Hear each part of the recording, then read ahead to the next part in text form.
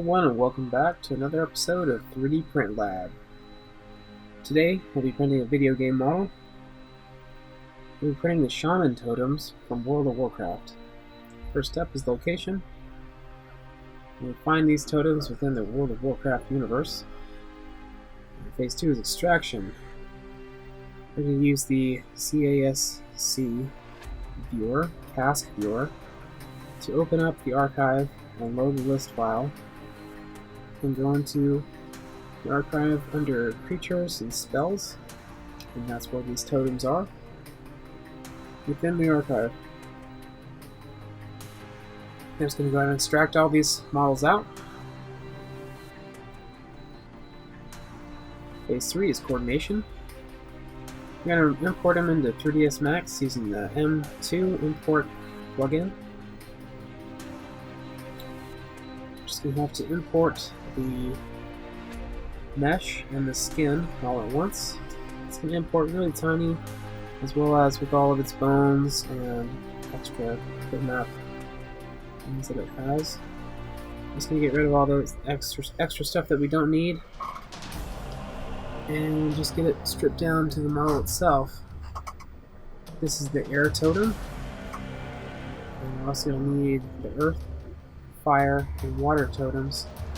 And we're going to recolor them within inside of 3ds Max as they come in, so that we can remember which ones are which.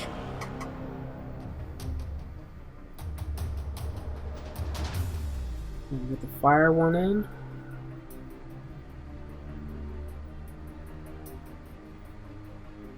Now we're going to do the water.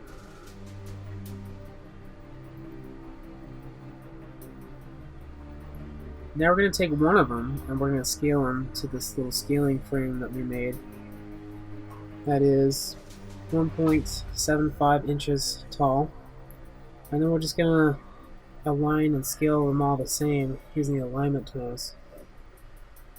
And we're going to save them off on the desktop.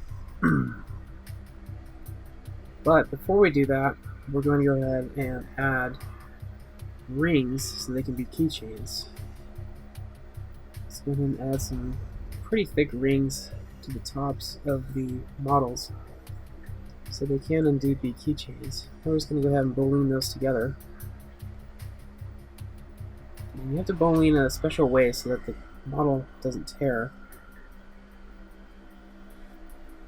And once that's complete, we can export them again. Then we can bring them into Mesh Mixer. And we're going to have to rotate them 270 degrees on the X and 90 degrees on the Y, so they're facing forward and they're standing up straight. From there, we're going to go ahead and generate our supports, and it automatically generates support. This wasn't the support structure I ended up using on the final build, but for the sake of the video, this is what we'll be using. It works, but it's almost impossible to remove. I went ahead and made a second version with custom support later on, and it worked a lot better. Nothing but trouble when it comes to automatic support in 3D printing. Yes, it's out there, supposedly it works, whatever. One of these days we'll have machines that are much more capable with doing dissolvable support that actually works. But the thing is with the dissolvable support is that 95% of people are going to have single extrusion FDM machines. That's what's cheap, that's what's available, and that's what's being built. So in the end, being able to design in your support that's easy to remove using the same material, it's going to be vital moving forward with the grassroots small-time consumer market of 3D printing. We'll never be able to compete with any of the industrial applications that are out there unless we're able to make our custom support. So now you can see it's going to print off every single layer. And another one of the totems here, going up layer by layer. And another one. And the last one.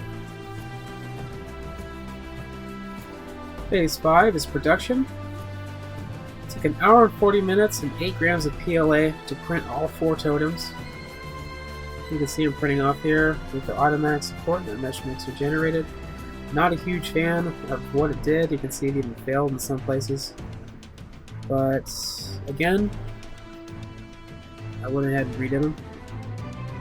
You know, de-rigging, this is where it really turned into a problem, because the automatic support was so close to the model itself that it was impossible to remove without absolutely destroying the model in some places.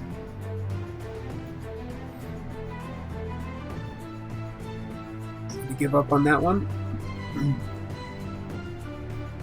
I think the only one that actually made it all the way was the green one. Actually, it was doable, but still just way too much work. For which, I mean, it should just snap off real quick and be done.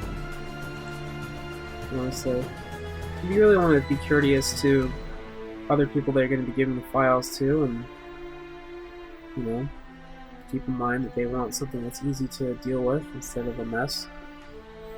So, anyway, we did get them de-rigged. They look okay. I went ahead and did them again, like I said, but didn't film them again.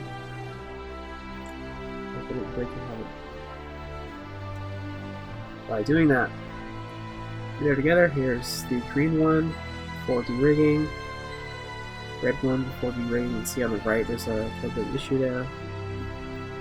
There's the green one again. Purple one before de-rigging. And the blue one before de-rigging. There's the red one after de-rigging. Purple one after de-rigging. The air totem, I suppose. The water totem. And the earth totem.